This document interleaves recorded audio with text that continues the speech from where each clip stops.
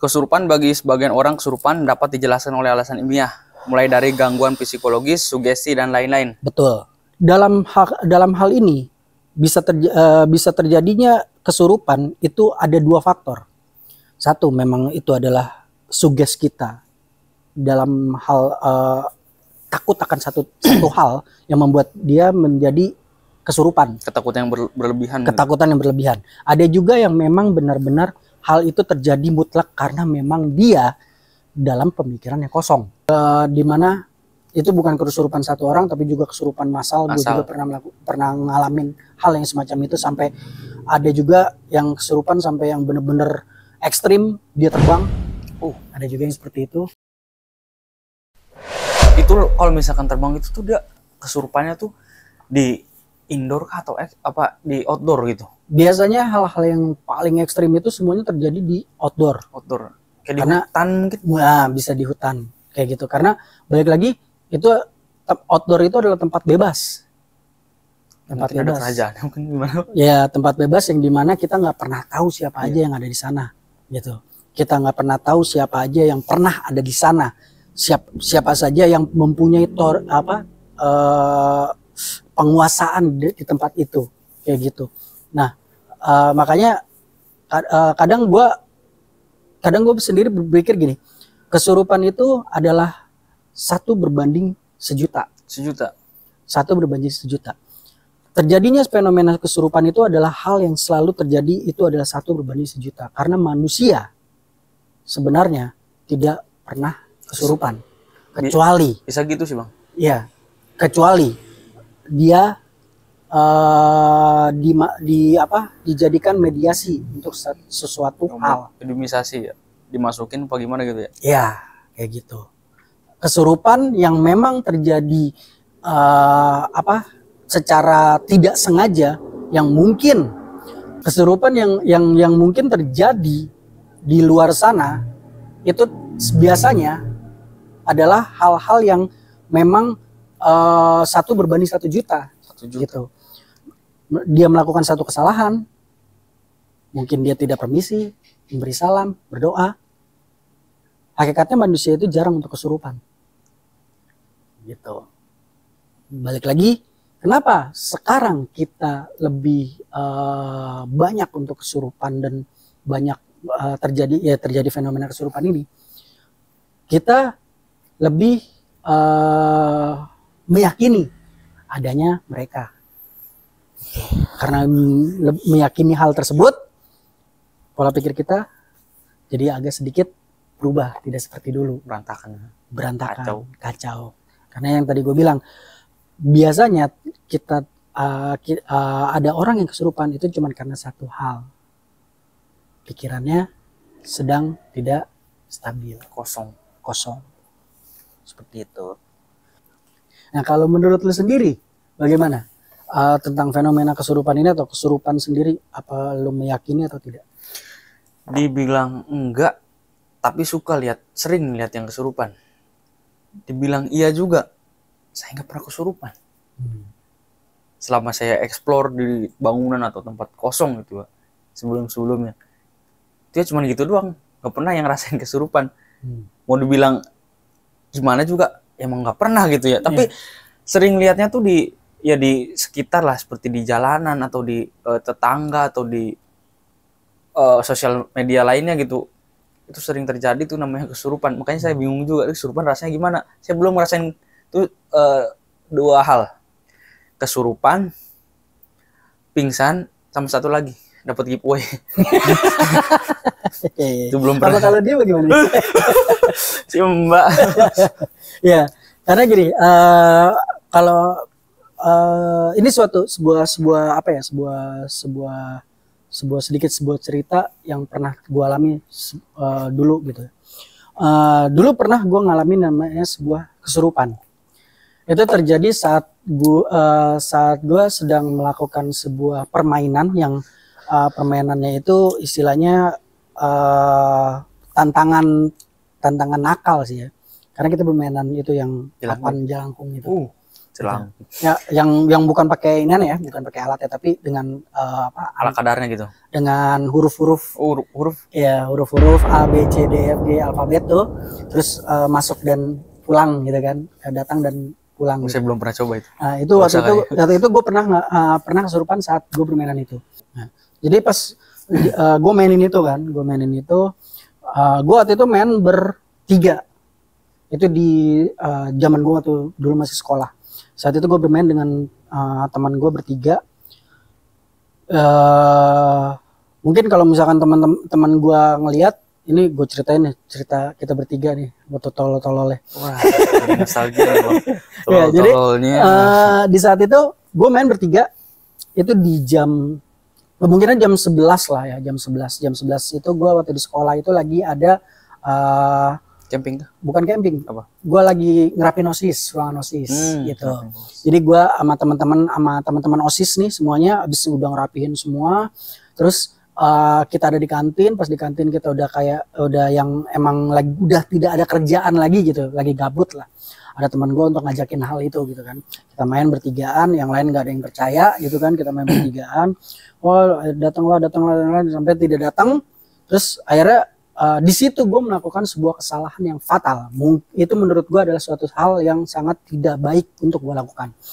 Saking gue tidak mempercayai hal itu mungkin ya. Gue tidak mempercayai hal itu, penuh dengan namanya anak muda masih yang apa sih ini gitu kan. Maki-maki apa? Gue nggak maki-maki. Cuman gue yang lain kan semua memegang bendanya itu begini ya.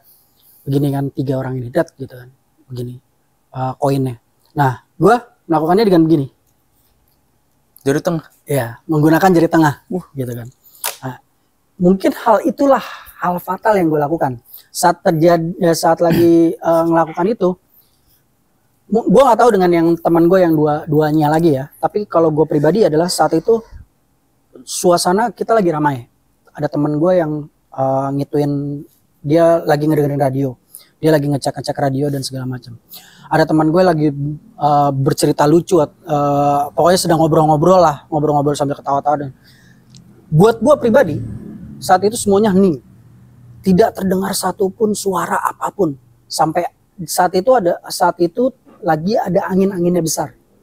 Angin besar. Nggak ada sama sekali suara itu di telinga. Kayak dibudekin gitu ya bang ya, jatuhnya. Bener-bener nggak ada apapun, hening suaranya. Terus abis itu kejadian apa tuh? Bergerak tuh koin. Bergerak tuh koin, jalan dengan 3 tangan, 3 jari yang ada di koin itu sendiri. Bergerak. Di saat itu gua merasa bahwa ada gua. Maksudnya gimana bang? Jadi gini, gue sendiri melihat gue yang sedang bermain tadi si jalangkungan ini. Dia mainan nih, gue mainan nih dengan teman-teman gue yang ada di restoran itu, di kantin itu. Tapi gue ada jauh sejarak mungkin 15 atau 20 meter lah dari situ. Jadi gua ngelihat gua main dengan teman-teman gua di sana. Dengan gua melihat gua, di belakang gua ada sosok wanita.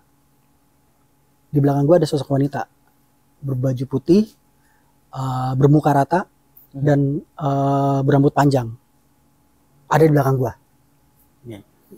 Posisinya dia memegang gua seperti ini. Dia memegang pundak gua begini. Ini gue jalan, gue pada main nih, gitu kan, gue pada main. Tapi gue ngeliat gue ada sebelah sana. Jadi pas gue ngeliat kayak begitu, gue pengen kesana nih, tapi nggak bisa.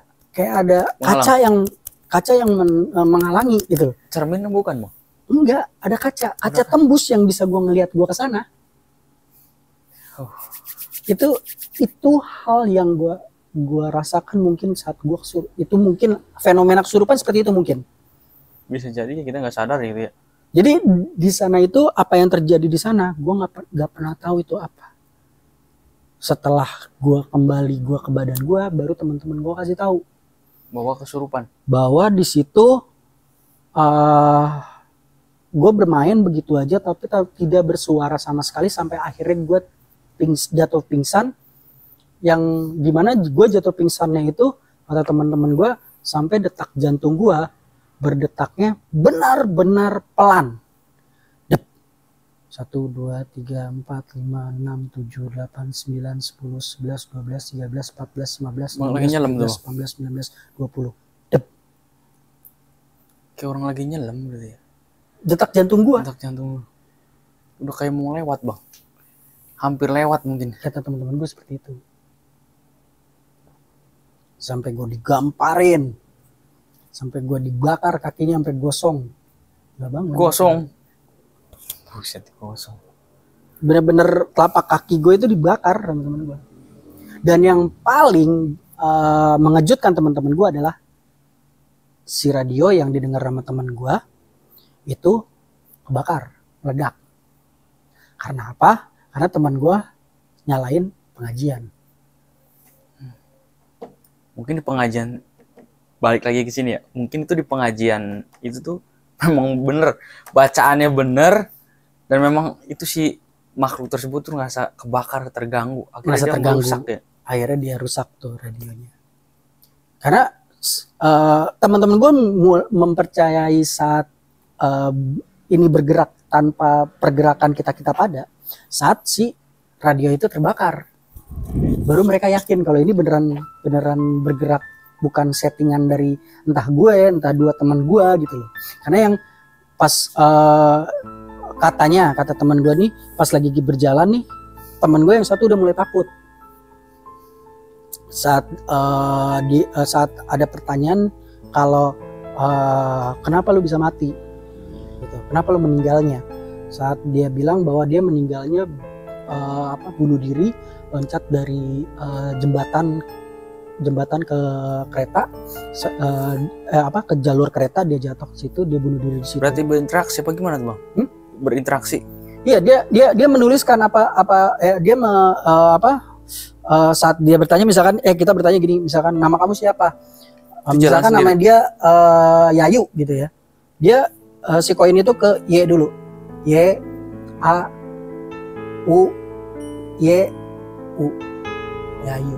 Gamenya main pakai angka-angka gitu. Alfabet. Berjalan dengan mulus tuh gamenya. Iya, pas ditanyakan kenapa dia meninggalnya, ya itu begitu. Dia kaget, teman gua katanya kaget di situ, dan dia ngerasa ini udah terlalu jauh banget. Dia coba untuk ngelepas tapi nggak bisa.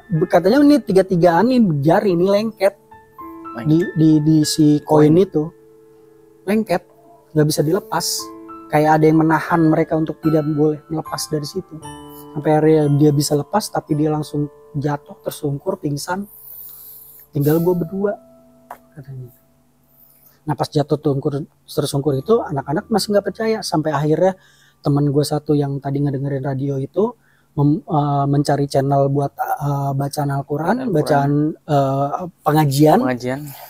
Akhirnya tuh radio meledak, di situ mereka baru percaya.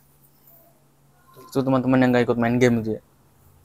Akhirnya mereka percaya, mereka langsung bagaimana caranya nih ngelepasin ini, akhirnya terlepas. Tapi disitulah yang gue bilang gue pingsan, gue katanya gue pingsan sampai benar-benar pucat, dibakar nggak bisa dibakar, gue nggak merasakan apa-apa. Terus gue juga didengarin detak jantungnya yang tadi gue bilang pas di detikan 20 itu baru. Jadi benar-benar yang 1, 2 sampai 20 Jadi kalau saya pribadi sih kalau misalkan lihat yang orang kesurupan itu nggak pernah kayak ya memang nyata di depan mata gitu ya. Cuman kayak saya pernah lagi SMK kelas 1 tuh ada yang namanya camping ya. Dimana camping itu kan dalam satu, kan kita ada di bumi perkemahan tuh, kita ada di sekat-sekat gitu ya, dimana sekolah saya di sini, sekolah lain di sana. Itu ada kesurupan massal tuh bang. Yeah.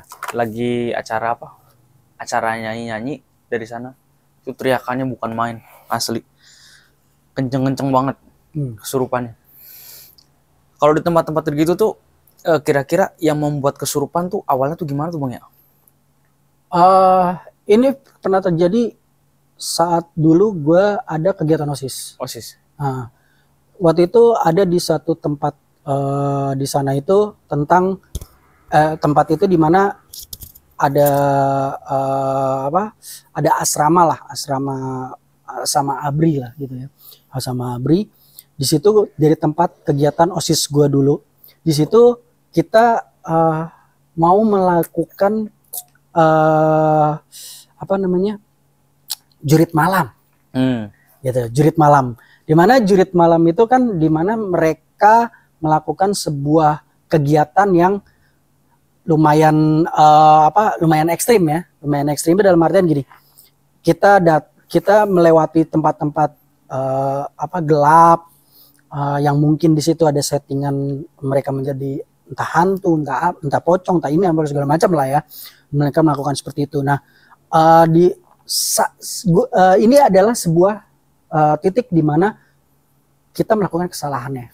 Kesalahannya adalah ternyata saat kita mau melakukan jurit malam itu, kita tidak meminta izin dulu. Permisi, meminta izin. Balik lagi, sopan santun kita tidak ada. Oke, nah itu dia. Maksudnya balik lagi masalah kita nggak ada sopan santun. Sopan santun ya. Permisinya kita. Balik lagi, itu adalah tempat yang luas. Siapapun ada di situ. Bukan cuma kita manusia, tapi ada juga ya makhluk ciptaan Tuhan ya, bukan cuma kita aja. Balik lagi ke situ, gitu. Itu adalah kesalahan yang dilakukan oleh orang-orang panitia yang ada di situ. Yang akhirnya terjadinya kesurupan saat itu. Ngeri juga sih Bang ya. Kalau bisa diambil kesimpulannya mungkin itu dari nggak sopannya apa gimana tuh Bang? Jadi emang bener dia nggak izin apa gimana sih? Balik lagi gini, saat kita secara real aja, saat lu tinggal di satu titik, satu tempat, taruhlah di rumah, di satu rumah, ada orang baru datang sana, kayak slonong boy aja gitu. Slonong boy, minum sembarangan, tidur sembarangan, apa lu terima? Ya enggak Bang, kesel Bang. Itu mungkin makhluk itu juga kayak ini orang apa sih, manusia nggak ada sopan-sopannya gitu. Itu dia. Baik lagi kita harus bisa menghargai satu sama lain, gitu. Baik lagi kita harus bisa mengerti bahwa kita adalah orang baru yang baru datang ke situ. Kita harus bisa menghargai orang lain. Tuh, seperti itu. Nah,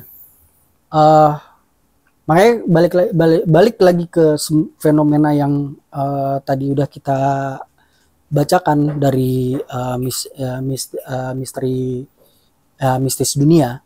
Di situ juga banyak hal-hal yang memang harus kita telaah. Dalam artian telaahnya gini,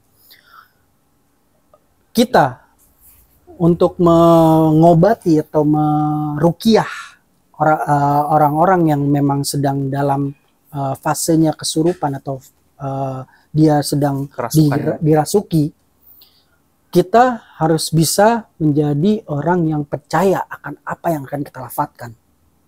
Harus yakin. Kita harus yakini itu. Bacain ini pasti semua atas izin Allah. Betul. Karena sekarang gini, kita nggak nutut kemungkinan bahwa semua orang nggak akan bisa nggak akan hafal akan ayat kursi. Tidak semua orang-orang Islam yang beragama Islam itu akan benar-benar hafal dengan ayat kursi, fasih dengan ayat kursi. Tidak. Dengan apa arti dalamnya itu ya? Betul. Mungkin mereka menggunakan ayat-ayat lain, entah itu yang paling gampang, Qul mungkin. Bisa. Kalau misalkan paling Al-Fatihah inti, mungkin. dari paling intinya sih Al-Fatihah aja. Betul. Nah, tapi kalau kita membacakan Al-Fatihah dan kita tidak yakin akan bacaan kita, percuma. Nggak akan jadi apa-apa itu Al-Fatihahnya juga. Diketawain, yang ada diajarin. Soalnya di sini bilang juga kalau misalkan kita bacanya salah gitu, kita bacain orang yang lagi kesurupan nih, kita ruqyah bacaan kita salah, misalkan alhamdulillah gitu, dari alhamdulillahnya udah salah, itu pasti diketawain itu. Jangankan dari alhamdulillahnya, baru bismillahnya aja udah salah. Bismillahnya aja salah diketawain, pasti diajarin sama itu makhluk. Betul. Nggak sedikit banyak makhluk yang masuk dalam tubuh itu malah ngajarin. Betul. Itu dia. Makanya kalau kita secara agama Islam, kita tahu bahwa mereka nih, si jin atau setan ini, mereka adalah makhluk yang pertama kali diciptakan oleh Allah Subhanahu wa Ta'ala. Nah, mereka sebenarnya kan tugas mereka apa? Ya beribadah kepada Dia. Berarti kan mereka juga mempelajari semua surat-surat, semua ayat-ayat yang diberikan oleh Allah gitu ya. Mereka diciptakan untuk bersujud sama Allah kan ya. Betul. Makanya mereka pun adalah makhluk-makhluk yang pertama kali juga mengimani apa yang ada dalam Al-Quran. Nggak cuma Al-Quran. Ya mereka juga berpegang teguh sama Al-Quran ya. Betul. Gitu nggak cuma Al-Quran. Balik lagi kita punya beberapa agama dengan kitab-kitabnya masing-masing. Mereka juga belajar dengan kitab-kitab itu, entah itu di Al-Quran, entah itu di Injil dan sebagainya, seperti itu. Makanya balik lagi, kalau mereka hafal dengan apa yang ada di dalam surat-surat ini, itu semuanya adalah hal yang wajar, karena balik lagi mereka diciptakan hanya untuk menyembah Yang Maha Kuasa.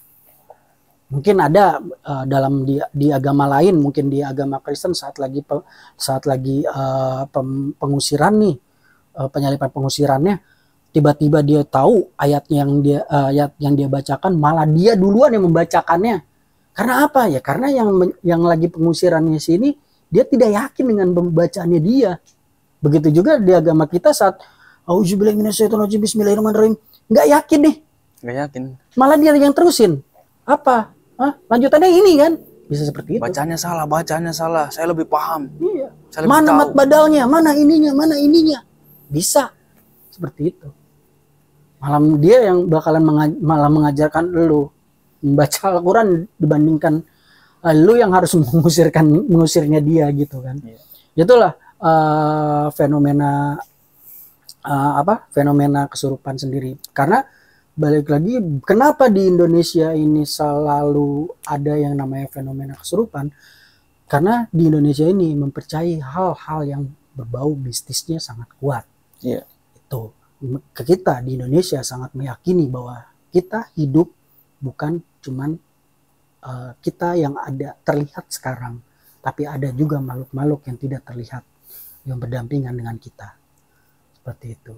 Bahkan mereka bisa merenggut nyawa kita sendiri karena kesalahan dari kita juga. Ya, dia bisa merusak di dalam beberapa faktor ya, dalam segi pikiran, akhirnya membuat kita stres, frustasi gitu. Betul. Dan mengakibatkan kita putus asa. Dan akhirnya kita meninggoy, bunuh diri bang, meninggoy. Kayak gitu. Kenapa setan atau iblis itu mengganggu gitu ya? Mungkin dia kesel ya. Karena mereka kan diciptakan ini, koreksi ya kalau salah ya, mohon maaf. Mereka diciptakan oleh Allah itu untuk bersujud atau untuk apa tadi bang? Mengimani Al-Quran, beribadah kepada Yang Maha Esa. Yang Maha Esa. Dia dilaknat dari dibuang dari surga. Karena dia menolak bersujud sama Nabi Adam. Makanya tugas dia sekarang adalah mengganggu dan apa bang? Juga menyesatkan anak cucu Nabi Adam. Itu versi dari kita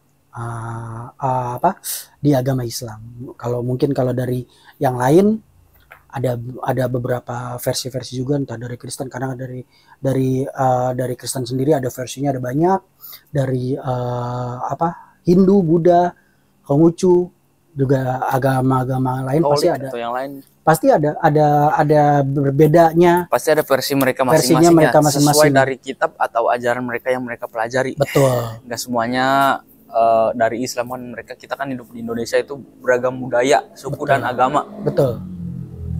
Itu dia.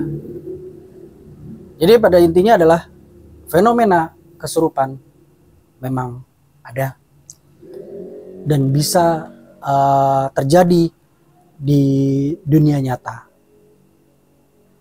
Balik lagi, dalam kesurupan itu kita yang ada atau kita yang ingin melakukan pembersihannya atau pengusirannya, kita harus bisa mempercayai apa yang ingin kita lakukan, mempercayai dengan apa yang ingin kita baca untuk mengusir si makhluk itu sendiri. Itu dia rangkuman atau sumber yang tadi kita baca dari Mistis Dunia tentang fenomena kesurupan. Mungkin ada dari teman-teman yang lebih mungkin punya cerita lah tentang kesurupan itu, tentang bagaimana rasanya kesurupan mungkin, atau fenomena kesurupan yang pernah kalian lihat, pernah kalian saksikan, dan mungkin juga ada juga dari kalian yang memang kalian adalah ahli ruqyah yang bisa lebih mengerti lagi, yang bisa lebih memperjelas lagi bagaimana caranya meruqyah dengan baik dan benar. Oke, sekian rangkuman dan cerita yang kami bacakan yang dilansir oleh Mistis Dunia.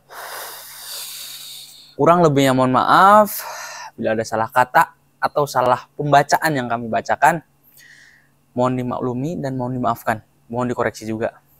Dan jangan lupa tuh teman-teman yang baru bergabung bisa like, share, komen, dan subscribe channel kami agar bisa lebih maju dan berkembang lagi. Jangan lupa aktifin lonceng notifikasinya agar teman-teman semua bisa mendapatkan cerita dan konten terbaru dari kami. Betul. Dan juga gue ingetin lagi soal coba komen. Teman-teman beri, mungkin ada saran cerita yang mau dia angkat di sini. Seperti apa, dan mungkin juga gue atau Akbar bisa memberikan sebuah pembelajaran juga seperti ini gitu, pengetahuan yang mungkin Akbar lebih tahu dan gue juga tahu tentang hal itu yang mau kita kupas di sini juga. Coba tolong teman-teman komen aja di situ yang mau ceritanya diangkat di sini. Dan juga sekali lagi gue ingatkan soal dibalik sebuah cerita explore di mana ada Akbar dan Randy nanti teman saya yang akan datang ke sana di tempat yang mungkin itu rumah kosong, mungkin itu hutan, mungkin itu kuburan atau apapun itu, di mana tempat itu bisa dieksplor untuk mencari keberadaan kemistisan tempat itu sendiri. Bukan kita untuk bersombong-sombong atau beria, tapi hanya untuk mengetahui apakah benar tempat itu penuh dengan misteri. Kita cuma menceritain dong nih, tempat angker, tempat serem tuh gimana rasanya. Betul. Ya kayak gitu adanya. Iya, seperti itu. Oke, terima kasih pada teman-teman. Love and gaul. Sama saya Akbar. Sama saya Dias. Bye.